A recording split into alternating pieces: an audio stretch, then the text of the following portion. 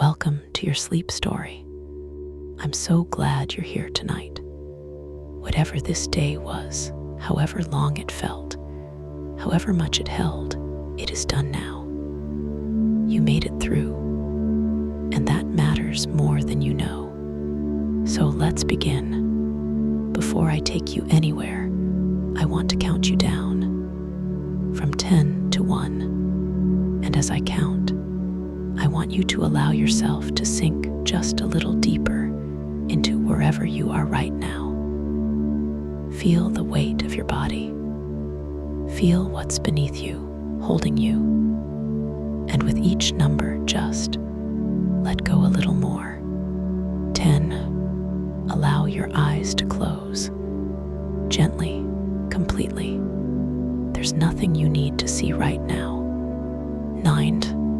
Feel your shoulders and let them drop as far as they want to go. 8. A slow breath in through the nose. 7. And all the way out.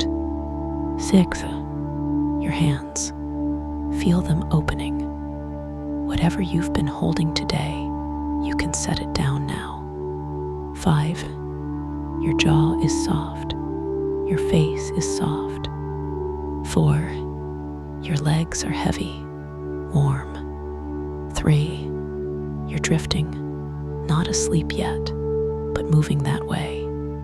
2. The day is behind you, completely and entirely behind you. 1. And now, tonight's sleep story, the relaxation. Before we go anywhere, I want to stay here with you for a moment. Just here, just now, because this moment, this exact moment where you are lying in the quiet, it deserves a little attention, a little kindness. Take a breath in for me from the very bottom of the belly. Good. And let it go. And as you breathe out, I want you to imagine that everything you were carrying today, every worry, every thought, every unfinished thing is just leaving with that breath, drifting away. You don't have to solve anything tonight. You don't have to figure anything out. You don't have to be anything other than exactly what you are right now. A person who deserves rest. A person who deserves sleep. Because you do. You really do. Whatever happened today, whatever was difficult, whatever was heavy, you are here. You made it through. And that is enough. That is more than enough. You are safe. And you are here. Bring your awareness gently to your feet now. Just notice them and allow them to soften. The toes uncurling, the arches releasing. All the small held tension of the day simply letting go. Let that softness travel upward, through the calves, through the knees, the thighs. All of it warm, all of it heavy, all of it resting now. Your lower back, your hips. Allow yourself to feel the surface beneath you taking your weight completely, entirely. You don't have to hold yourself up anymore. You can let go. The bed has you. The earth has you. The belly soft. The chest soft.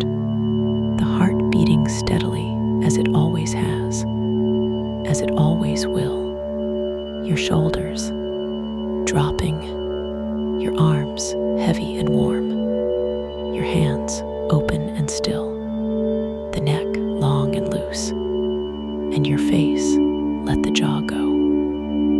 Let the forehead smooth. Let the space behind the eyes be still and dark and quiet. There you are, from the top of your head to the tips of your toes, completely soft, completely warm, completely at rest. You've done beautifully. Let me take you somewhere very warm, somewhere that smells of wood smoke and beeswax and old stone, somewhere that the moment you step inside, the whole world seems to exhale. Come with me. The lane. Imagine a lane, a quiet lane, the kind with grass growing up the middle strip, and high hedges on either side, old hedges, thick and tangled, hawthorn and blackthorn, and holly, all woven together over decades into something almost impenetrable. It is evening, late October perhaps, or early November. The air is cool, clean, carrying that particular smell of autumn, wet leaves, dark earth, the last of the day's warmth releasing from the ground. The sky above the lane is a deep blue-gray, not quite dark, but nearly, the last thread of daylight, just barely visible above the western hedge. And there is rain, not heavy, just soft, the softest rain, the kind that doesn't so much fall as simply arrive on your coat, on your hair, on the dark leaves of the hedge beside you. You don't mind it, because just ahead, through a low gate set into an old stone wall, you can see the cottage, and you can see the light, candlelight, in the window, warm, amber, alive. You open the gate. Its hinges are old and make a small sound, a familiar sound, a sound that belongs to this gate and nowhere else. You walk the short path to the door. Stone flags, slightly uneven, wet from the rain, the grass on either side of the path dark and heavy with it. The door is low, painted dark green, not a new green, but the green of something painted many times over many years, each layer showing through slightly at the edges. A brass knocker, a small fox caught mid-stride, its tail curving behind it. You don't use it. The door is not locked. In a place like this, on a night like this, the door is simply open. You lift the latch, you step inside, and pull the door closed behind you. The rain is outside now. Inside, the warmth, that is the first thing. Warmth that meets you like something alive, like something that has been waiting for you, coming from the fire in the hearth, and from the candles, and from the walls themselves, thick stone walls that have been absorbing heat for longer than anyone alive can remember. You stand just inside the door. You don't move yet. You just take it in. The room is small, low ceiling, its beams dark and old and slightly uneven, not a carpenter's precision, but a craftsman's care. A stone floor, the flags large and pale gray, worn smooth at the center where feet have always gone. A fireplace that takes up most of the far wall, wide and deep. Its lintel a single piece of oak, blackened with centuries of smoke. The fire, already established, already settled, not roaring, not a young fire showing off. A fire that has been going for hours and knows exactly what it is doing. The logs burned down to a confident amber orange, the coals beneath them deep and steady, the whole thing radiating a heat that reaches you from across the room. And the candles, everywhere, on the wide stone sill of the window, 3 of them, different heights, their flames reflected in the dark glass behind them. On the mantelpiece above the fire, arranged among small things, a smooth stone, a sprig of dried rosemary, a book left face down. On the little table beside the armchair, in a lantern hanging from a hook in the beam overhead, its glass panels protecting the flame from the air. Beeswax candles, most of them. You can tell by the color, not white, not artificial. Amber, gold, the color of honey, the color of late afternoon light, the light they make together. It is not like any other light. It moves. It breathes. The shadows on the old stone walls are not fixed. They shift and soften as the flames adjust, as the room breathes, as the night settles outside. The whole room seems alive with it. And the smell, beeswax, warm and faintly sweet. Beneath it, wood smoke, old and deep, and absorbed into every surface of this room over years and years. And something herbal, lavender, maybe, and rosemary. There are dried herbs on the mantelpiece, tied in small bunches with brown twine. You breathe it all in, and something inside you, something that has been quietly held, quietly tense, maybe for longer than just today, begins to loosen, just a little, just enough.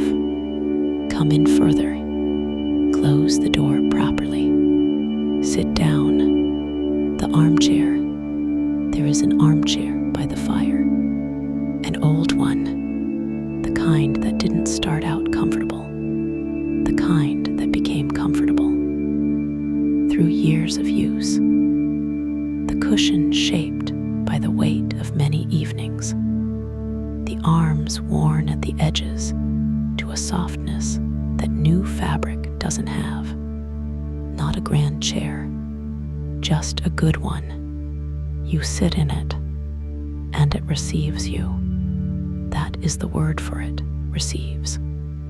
The way the right chair does on the right evening, as if the whole thing was arranged for this, as if the chair has been waiting. The fire is in front of you, close enough to feel, not so close it's too much, just right, the perfect distance, where the fire's direct heat and the room's gathered warmth meet and make something that is the exact right temperature for this hour, for this body, for this evening.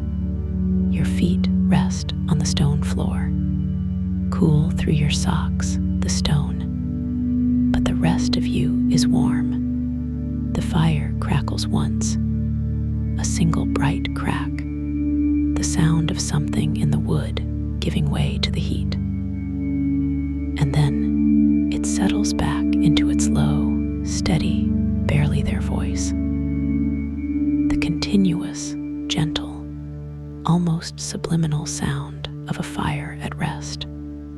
Look at the flames for a moment. Really look. They are not one thing. They are 100 things happening at once. The wood burning at different rates in different places. Here a bright tongue of flame. There a deep coal. Here blue at the base, where the heat is complete. They're white at the tip, where it is hottest. Every fire is different. This fire burning in this hearth, on this evening, has never happened before, will never happen again, and you are here for it. The candle beside you, on the small table beside the chair, a candle, a beeswax candle in a simple holder, brass, slightly tarnished. The candle has been burning for a while. You can see it in the wax, the pool of liquid gold around the base, wide and deep.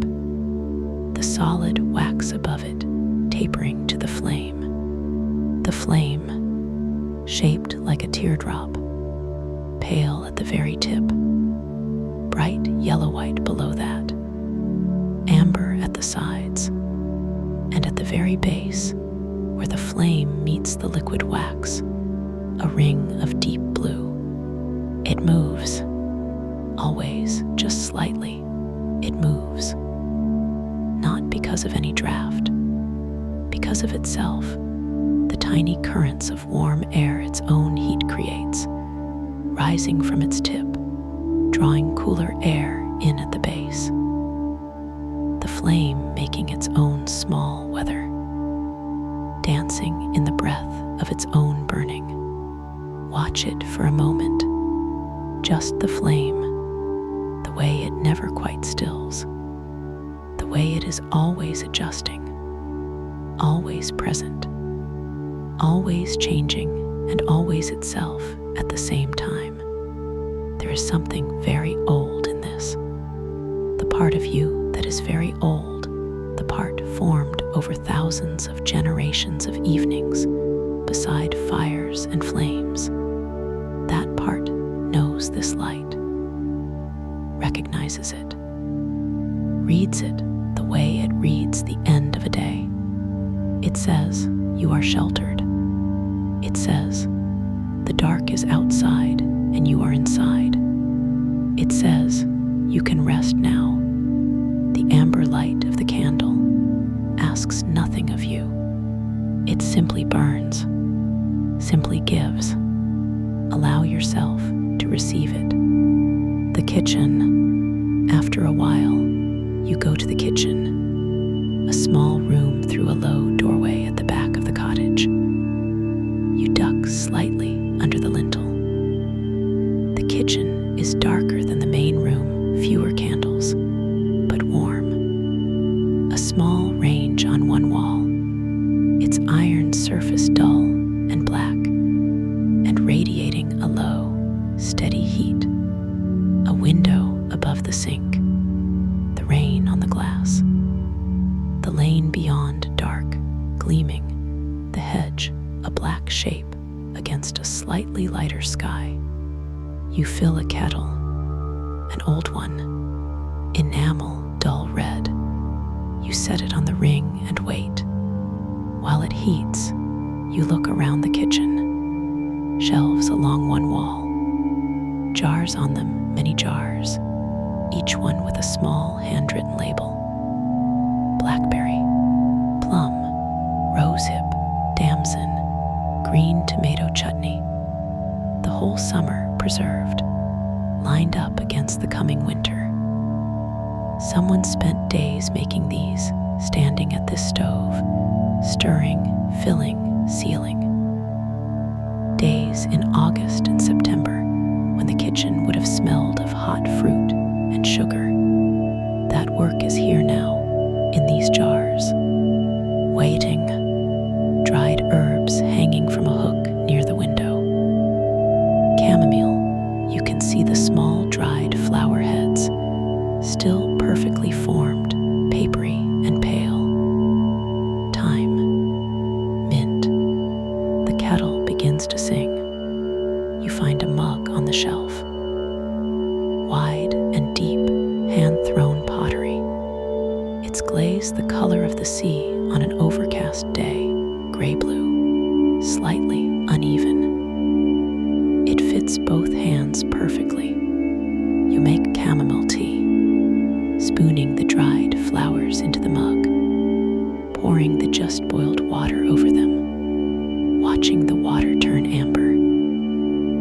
The smell of it rising with the steam, gentle, slightly floral. The smell of a summer meadow made liquid and warm. A spoon of honey, dark honey, almost mahogany. Autumn honey, complex and and slightly bitter, nothing like the mild sweetness of summer honey.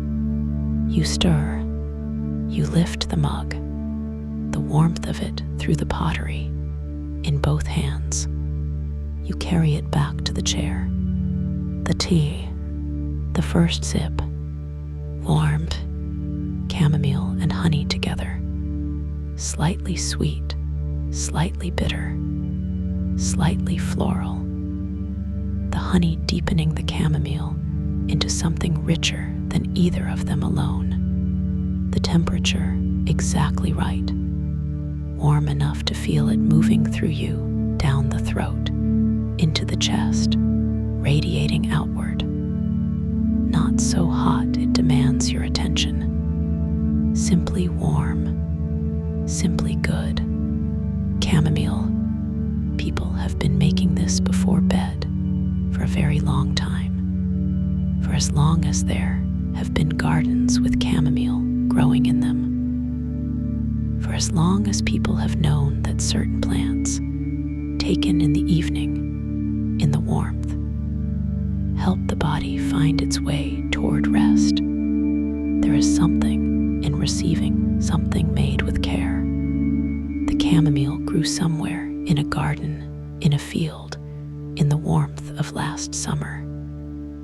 Someone tended it, or simply found it, cut it on a dry morning, hung it to dry, kept it through the months, and now it is here, in this mug, in your hands, a small chain of care, from the earth to the garden to the jar, to the kettle to you.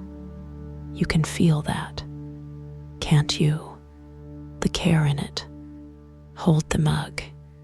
Feel the warmth of the pottery. Take another sip and allow the chamomile to do what chamomile does. Quietly, without drama, simply settling something, softening something, easing something around the edges. The rain on the window. You can hear the rain from the chair. A soft, continuous sound on the old glass. Not the hammering of a storm, just the gentle, patient percussion of a light rain that has been falling for hours and has no particular plans to stop. Each drop its own small sound. Together, something almost like music, almost rhythmic, but not quite. There is a slight irregularity to it that is more restful than any perfect rhythm would be.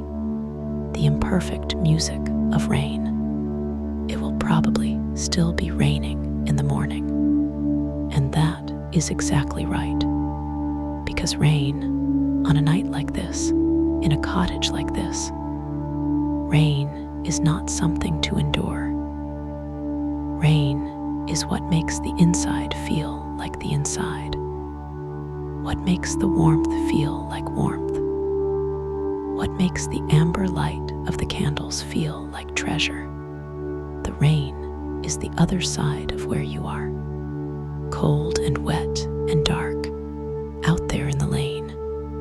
And in here, the fire, the candle, the chamomile in your hands. You are on the right side of the glass tonight. Look at the window for a moment. The night outside has turned it into a mirror, the dark glass reflecting the room back at itself.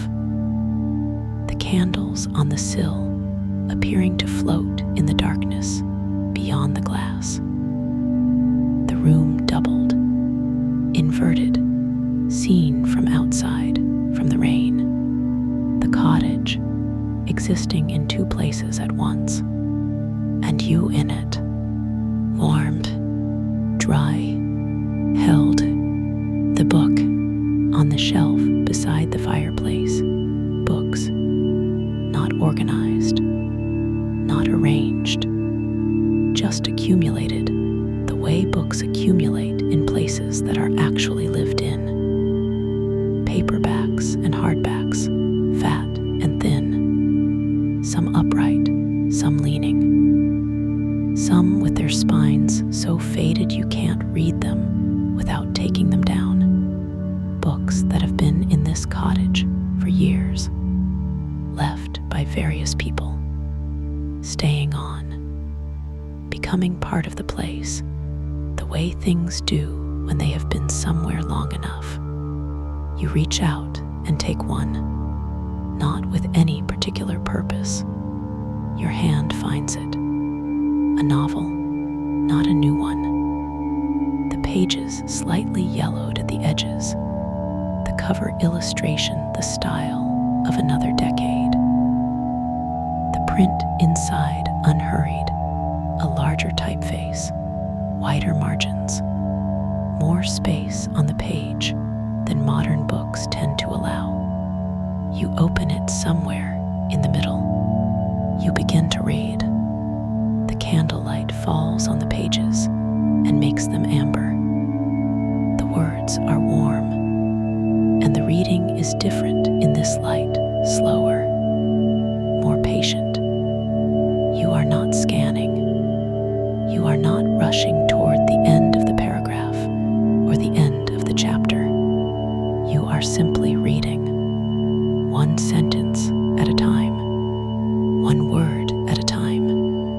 The story is about a house, an old house, somewhere in the countryside in autumn, its rooms full of the accumulated quiet of years. You read about it, and the cottage around you deepens somehow, as if the story and the place are telling the same thing in different ways. You read for a while, and then you are not sure exactly when you stop reading. The book is still open in your lap, but you are looking at the fire, and that is exactly where the reading was always going. The story giving way to the fire, the words giving way to the warmth, the being here enough on its own, the fire through the evening. The fire has changed since you arrived. When you first came in, it was at its most active, logs burning brightly, flames variable and frequent, the occasional sharp sound of wood in the heat. Now it is different, quieter. The logs have burned down to coals. Less flame, more glow. The coals orange and deep, their heat steadier and more even than the flames that preceded them. The kind of heat that settles into you rather than striking you. The coals breathe. That is what it looks like.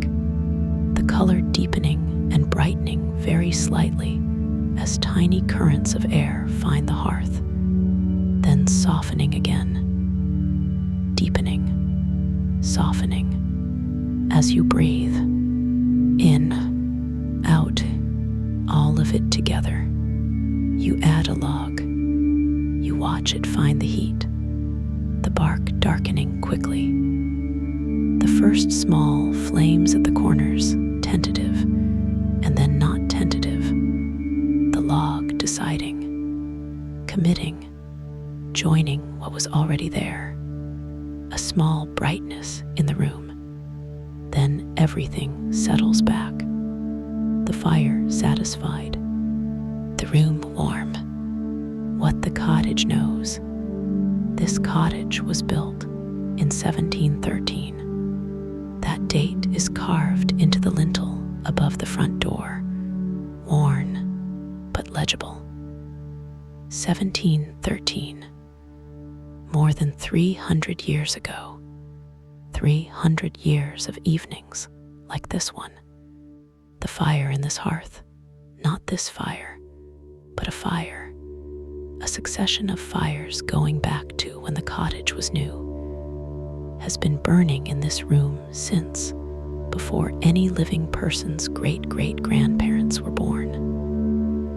The chimney has been drawing. The stone walls have been holding heat and giving it back. The hearth has been doing what hearths do. All this time, think about the people who have sat where you are sitting. Not this chair, the chair is newer, but this spot, this position, facing this fire in this room. Children who grew up in this cottage and went out into the world. People who grew old here, who watched the seasons change from this window year after year. Travelers who came in from the rain, just as you did, and sat just as you are sitting, and were warm. All of them were held by this place. All of them breathed this same air, the same smoke, the same old stone, the same particular smell of this cottage that belongs to no other place on earth.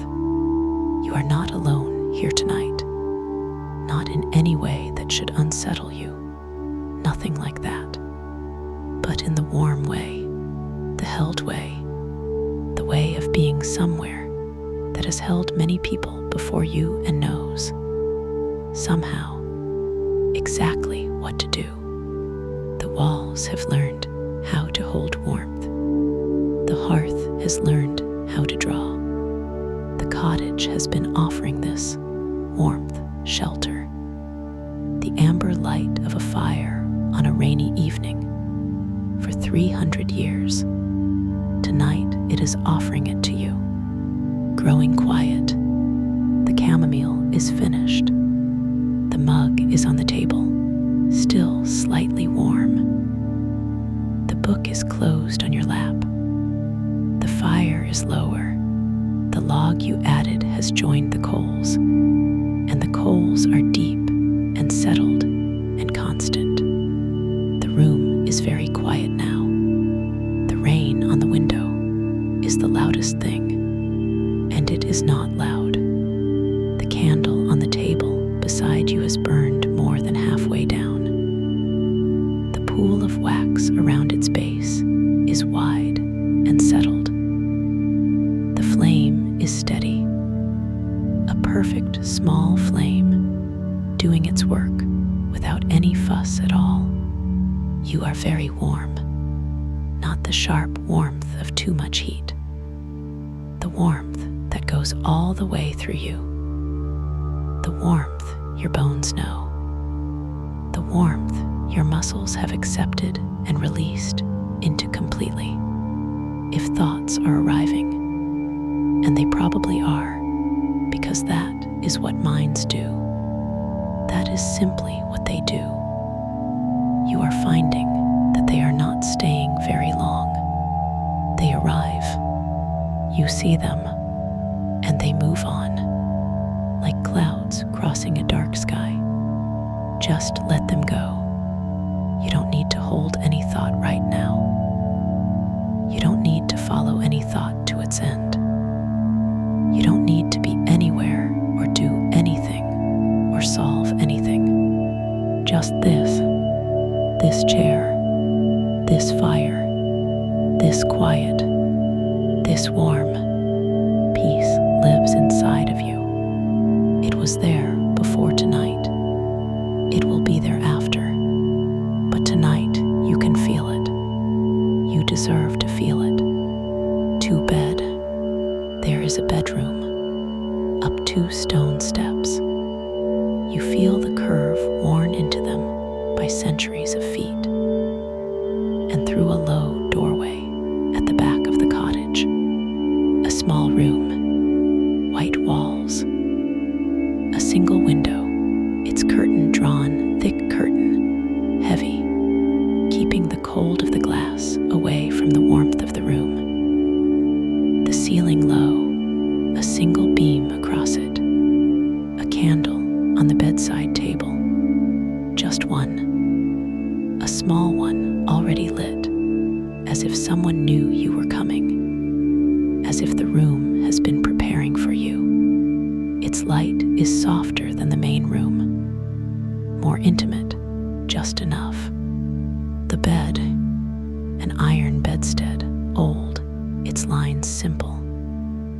A mattress of good depth, white sheets turned back, a thick duvet, the kind that holds warmth without weighing you down, a wool blanket folded at the foot, there if you need it, not insisting. You sit on the edge of the bed. The mattress receives you. You take off your socks. The stone floor is cold for a moment under your feet. Then you are under the covers, and it doesn't matter. The sheets are cool.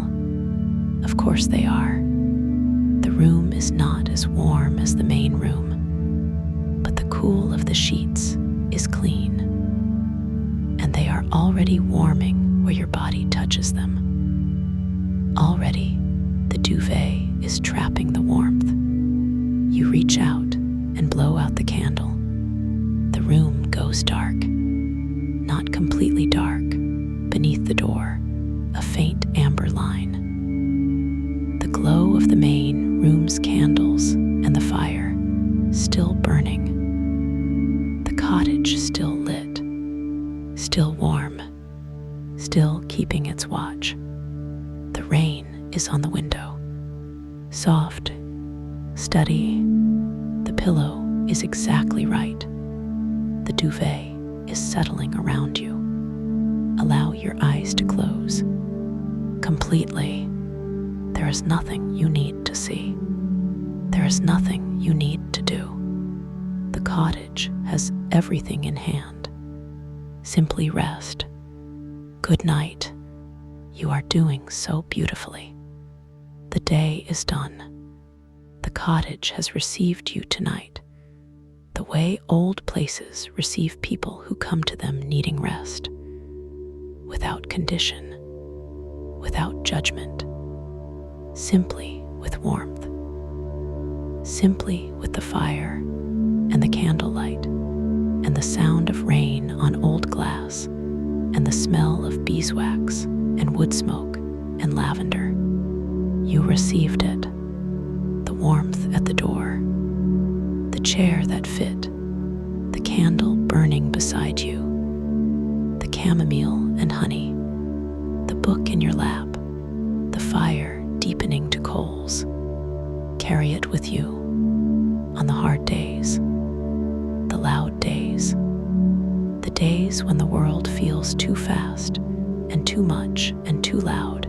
You can come back here, to this lane, to the gate with the old hinges, to the fox on the door and the green paint and the candlelight in the window. You know the way now, but tonight you are already here. The bed is warm around you. The amber light is at the base of the door. The rain is on the roof. The cottage is holding you. You deserve this rest. Every single moment of it. You deserve sleep. You deserve peace. Good night. Sleep well. The cottage through the night. The candles after you sleep. In the main room, the candles burn on. They don't need you to watch them. They burn in the empty room, the fire low and steady. The light still moving on the old stone walls, the shadows still breathing, just as they were when you were there, just as they will be until they go out.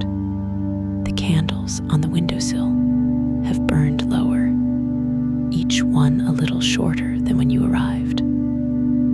The wax pooling and hardening and pooling again in the small cycles that burning candles make. The lantern above the beam is the steadiest, protected by its glass, its flame barely moving, burning with a quiet precision, a quiet commitment.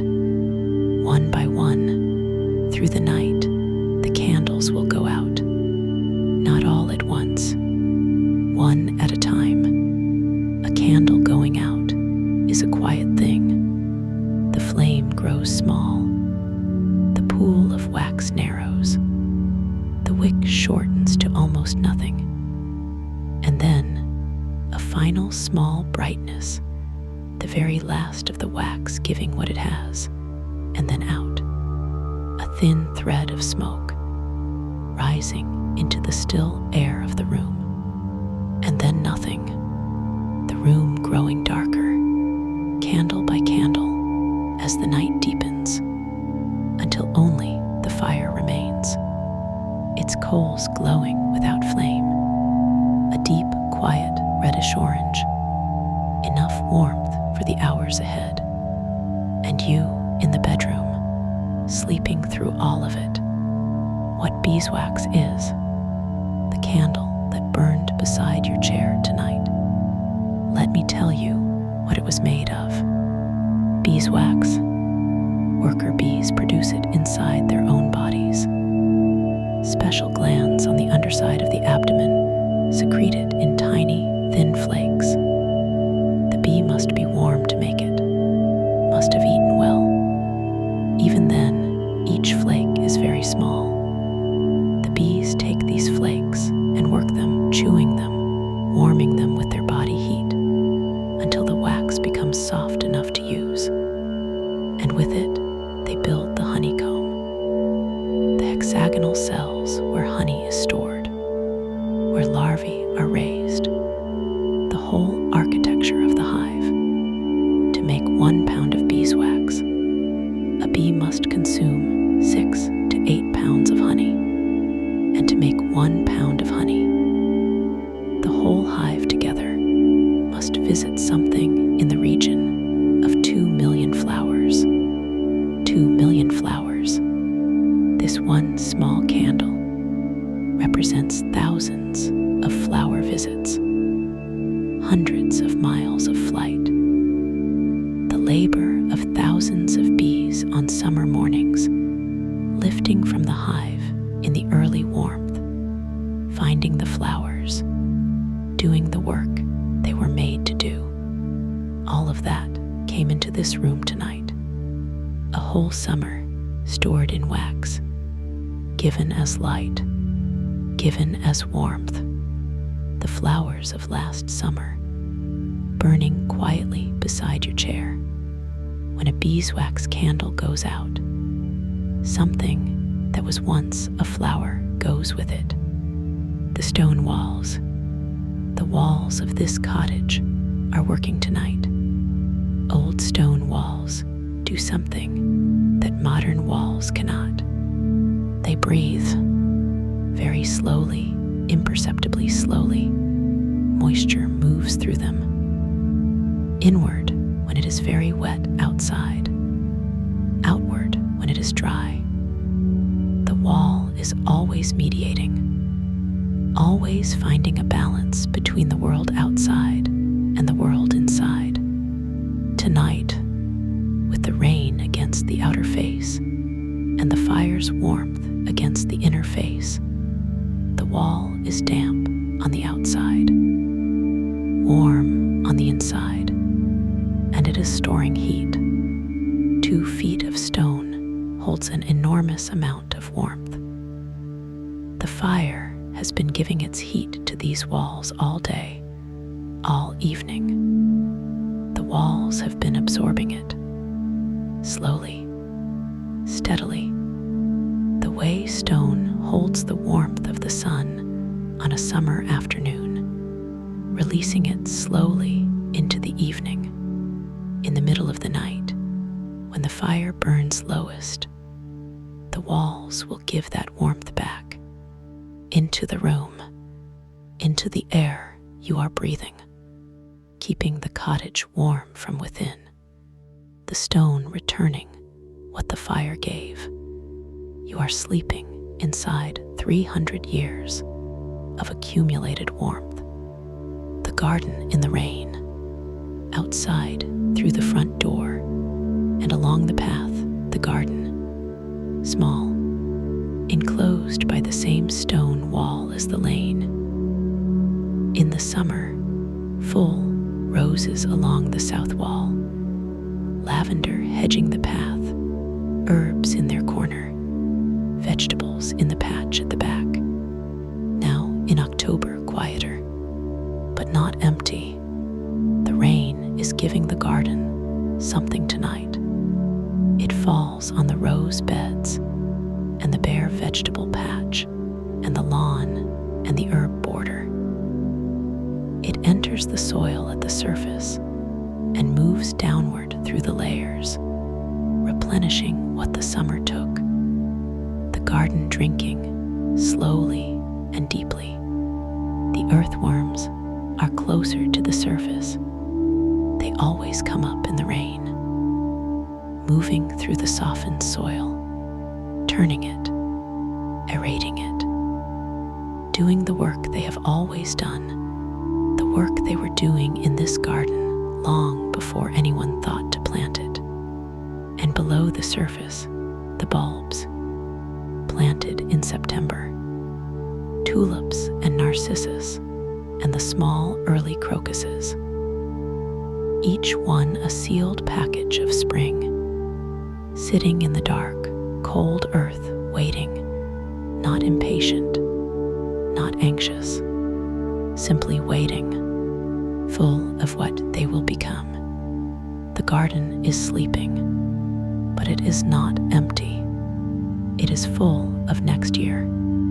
The herbs above the fire, lavender, rosemary, thyme, hanging in their small dried bunches from the hook on the mantelpiece, tied with brown twine, cut in summer on a dry morning when the essential oils in the leaves and flowers are at their strongest, after the dew has dried, but before the midday heat begins to diminish them. Cut cleanly, tied, hung to dry in a warm room, left to give up their moisture slowly over weeks until they became what they are now, light and papery and fragrant.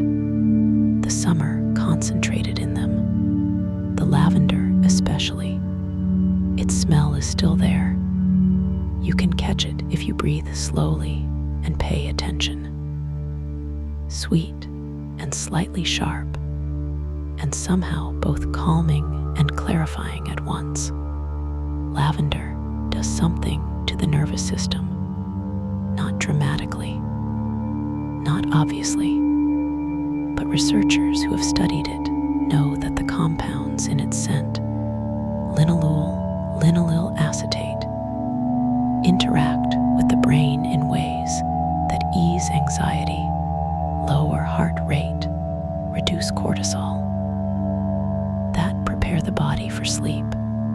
The lavender above this fire has been doing this all evening, without announcement, without asking for any recognition, simply being what it is, and releasing what it has into the warm air, along with the chamomile, along with the candlelight, along with the fire, along with the rain, all of it working together, quietly, on your behalf, all evening, all night.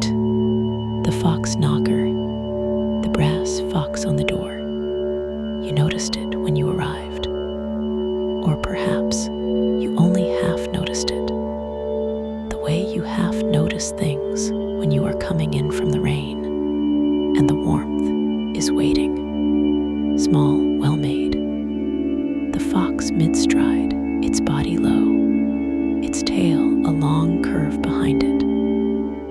The brass worn smooth and bright at the high points, the ears, the nose, the tip of the tail, where hands have touched it over the years. Darker in the recesses, where the tarnish has settled. Someone chose this.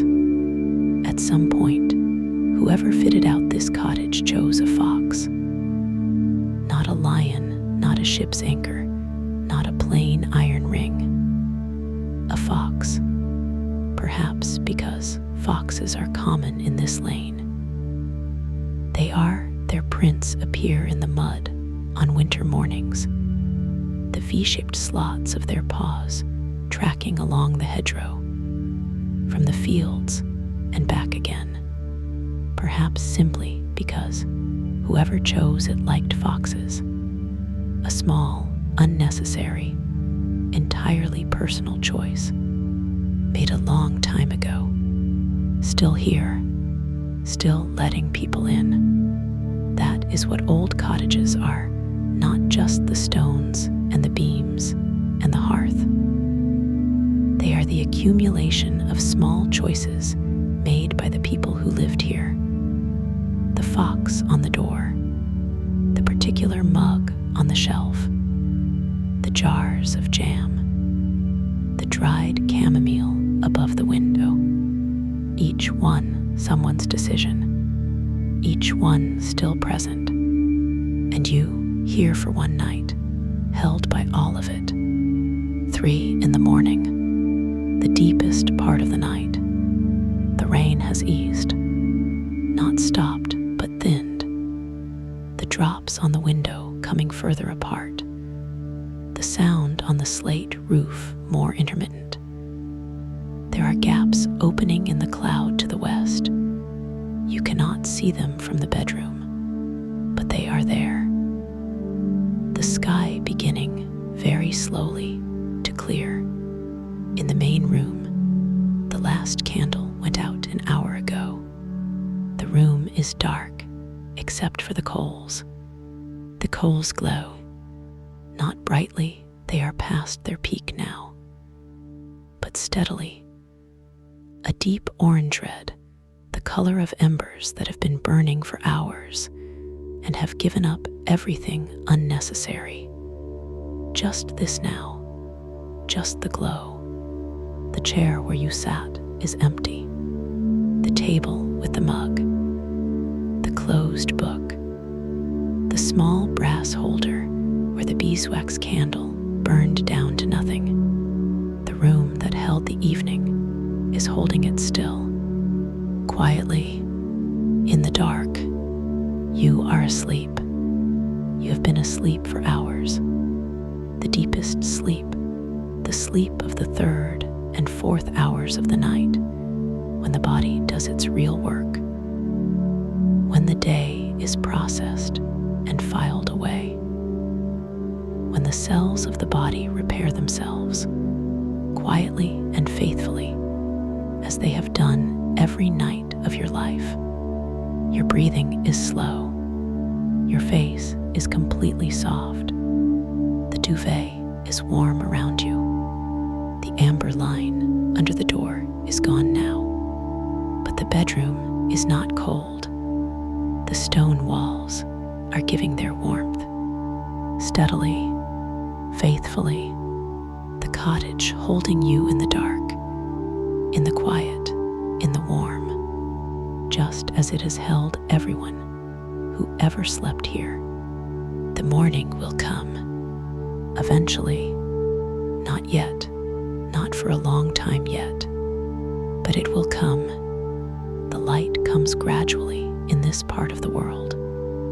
It doesn't arrive, it accumulates. The sky above the lane beginning to distinguish itself from the dark.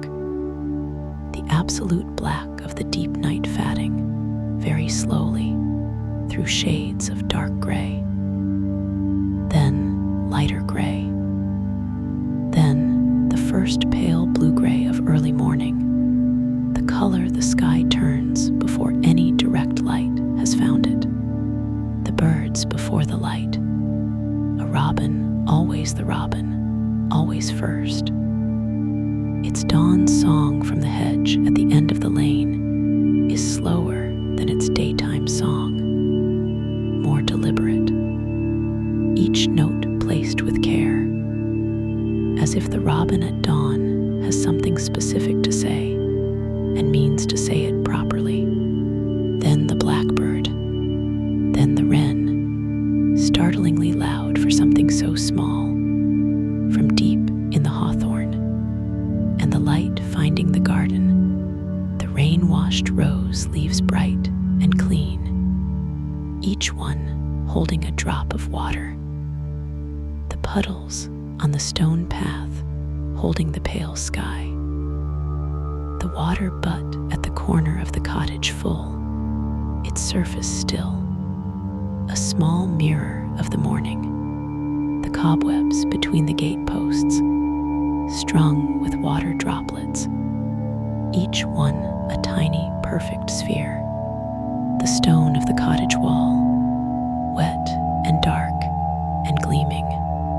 And in the kitchen, at some point, the first tea of the morning, the smell of it coming under the bedroom door. But you are asleep. You have been asleep for hours and hours, and you will sleep a little longer yet. There is no hurry at all. The morning is patient. It will wait. Peace. Peace is not the absence of everything. Sit with that for a moment. This cottage has taught it tonight. If you were willing to sit in it long enough, by the fire, in the candlelight, with the rain on the glass, and the chamomile in your hands, peace is not silence. There is the rain, the fire, the old wood settling. Peace is not emptiness. There is the warmth, the smell, the light, the chair. Peace is not the end of thought.